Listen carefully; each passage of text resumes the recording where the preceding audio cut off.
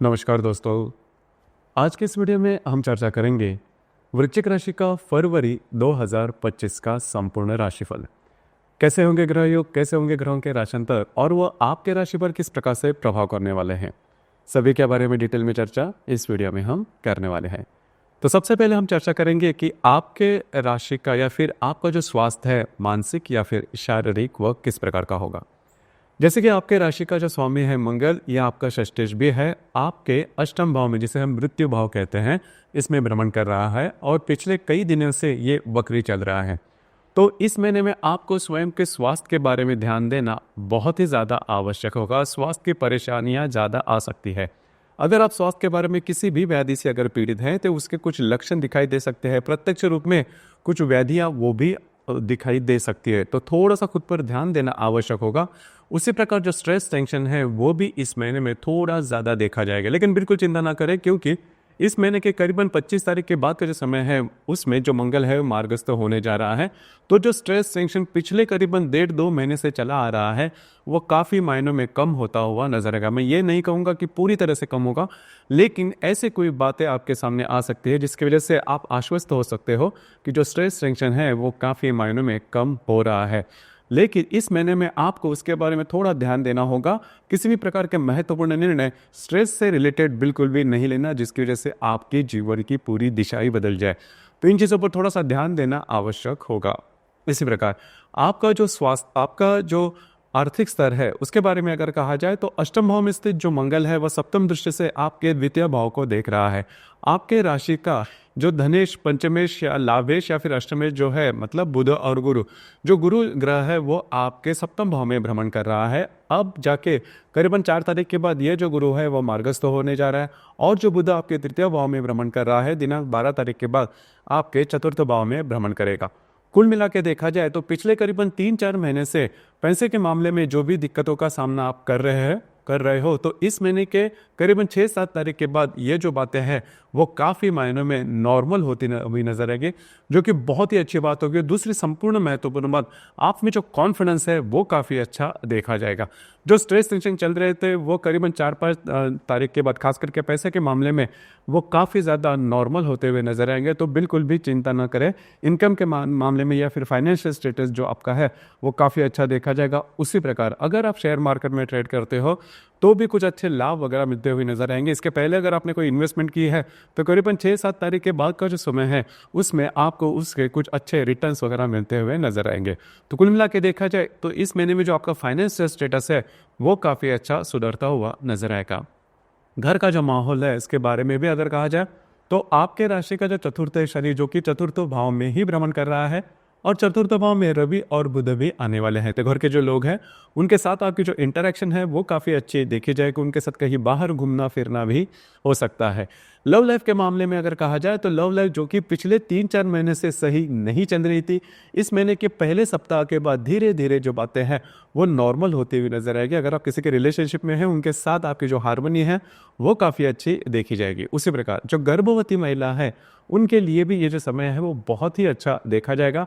खास करके जो लोग थिएटर से ज़्यादा रिलेट करते हैं, एक्टिंग से ज़्यादा रिलेट करते हैं, या फिर पब्लिक में ज़्यादा रिलेट करते हैं, पब्लिक मतलब लोगों से ज़्यादा रिलेट करते हैं, उनके लिए ये जो संपूर्ण महीना है वो बहुत ही ज़्यादा शुभ फलदायी साबित होगा। आपकी जो भी कला है वो समाज के सामने आ सकती है। प्रसिद्ध होना, फेमस होना, इस प्रकार के अनुभव से भी आप गुजर सकते हो।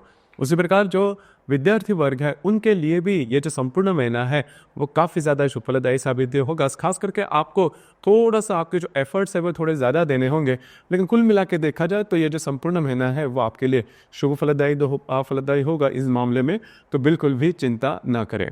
इसी प्रकार वैवाहिक जीवन के मामले में अगर कहा जाए तो पिछले करीबन 4-5 दिनों में आप में और आपके जो वैवाहिक जोड़ीदार हैं इनमें जो बातें हैं वो ठीक नहीं हो रही थी। स्ट्रेस टेंशन आ रहे थे, मिसकम्युनिकेशन हो रहा था।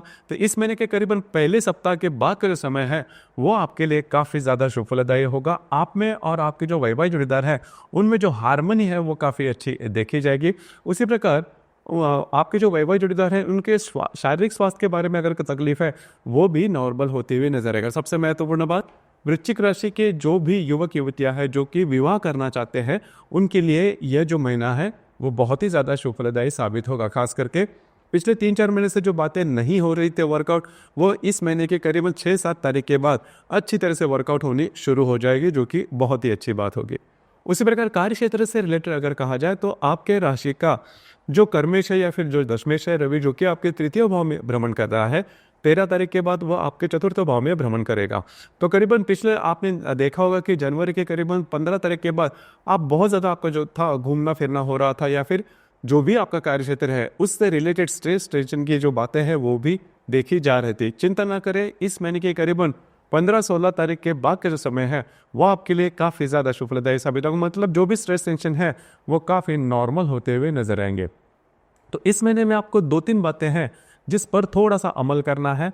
पहले तो सबसे महत्वपूर्ण बात, आपको स्वयं के स्वास्थ्य के बारे में ध्यान देना होगा। दूसरी ज़्यादा महत्वपूर्ण बात, आपकी जो स्पेंडिंग है उस पर थोड़ा सा रोक लगाना होगा। अनवांटेड स्पेंडिंग थोड़ी ज़्यादा हो सकती है। खास करके जो महिला है, मतलब जो विवाहित महिला है, उन्होंने खुद के स्वास्थ्य के बारे में ध्यान देना होगा। उसी प्रकार उनके जो इन लॉज है उनके साथ जो बातें हैं, जो प्रॉब्लम है, वो इस महीने में थोड़ी सी ज़्यादा हो सकती है, तो थोड़ा ध्यान रखना। इसी प्रकार इस महीने के 1 तारीख को शुक्र राहु नेपच्यून की युति होने जा रही है आपके पंचम भाव में। तो यहाँ पर 2-3 बातें जिस पर थोड़ा सा ध्यान दीजिए। अगर आप किसी के रिलेशनशिप में हैं तो वहाँ पर मिसअंडरस्टैंडिंग वगैरह होने की संभावना काफ़ी ज़्यादा बन रही है। तो 1 तारीख के इर्द-गिर्द का जो समय है, मतलब 1, 2, 3, इन दिनों में इन चीज़ों पर थोड़ा सा ध्यान देना आवश्यक है।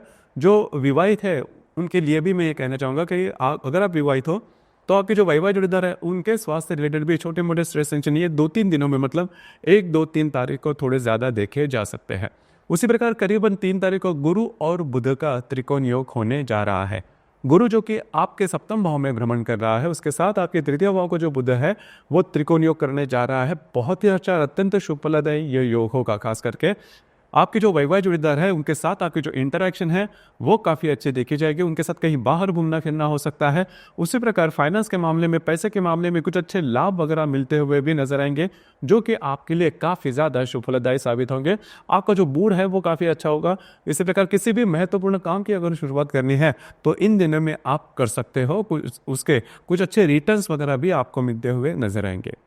इसी प्रकार दिनांक 9 तारीख को शनि और अष्टम भाव में स्थित मंगल का त्रिकोण योग होने जा रहा है। तो घर के जो लोग हैं उनके साथ आपकी जो इंटरेक्शन है वो काफ़ी अच्छी देखी जाएगी। अगर आपको वास्तु के बारे में किसी भी प्रकार की नई बात करनी है, मतलब नई वास्तु लेनी है या फिर वास्तु रिनोवेट करनी है, वास्तु से रिलेटेड किसी प्रकार की रेमेडी करनी है, तो ये जो समय है 9 फरवरी का, वो आपके लिए शुभ फलदायी साबित होगा। उसी प्रकार दिनांक 23 तारीख को मंगल और बुध का त्रिकोण योग भी होने जा रहा है।